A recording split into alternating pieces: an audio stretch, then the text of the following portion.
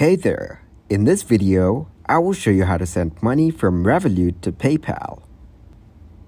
Here's how to transfer money to external bank accounts or other Revolut accounts. Go to Payments or Home.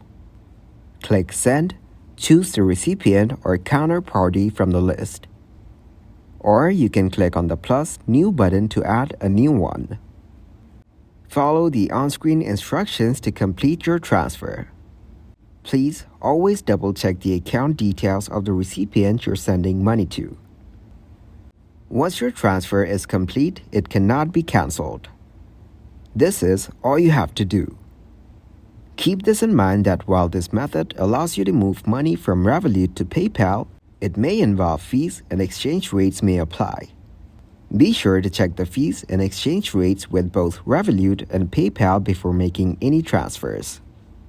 Thank you very much for watching, and don't forget to like the video and subscribe to the channel.